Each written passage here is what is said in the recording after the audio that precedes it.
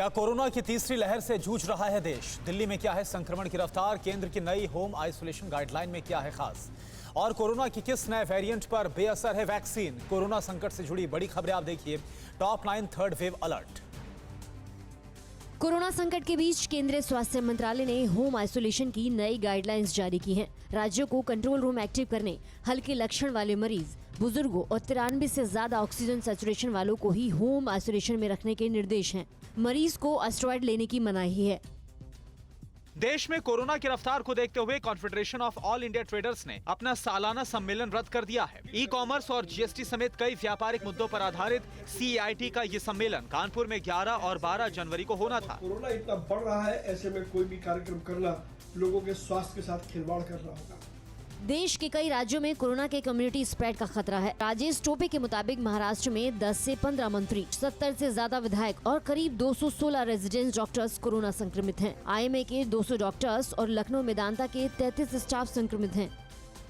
दिल्ली के स्वास्थ्य मंत्री सत्येंद्र जैन ने भी माना है कि देश में तीसरी और दिल्ली में 5वीं लहर आ चुकी है। कोविड टास्क फोर्स के प्रमुख NK अरोड़ा ने भी देश में तीसरी लहर के संकेत दिए हैं। कोरोना के नए केस में एक दिन में 20% से ज्यादा का उछाल हो रहा है।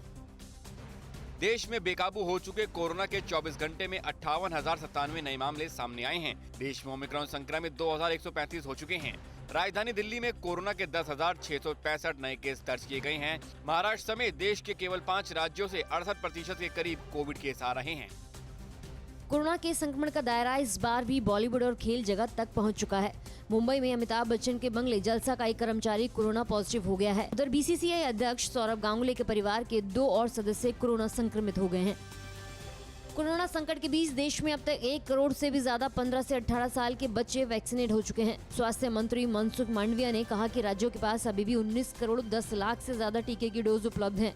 अब तक देश में 147 करोड़ से ज्यादा का वैक्सीनेशन हो चुका है।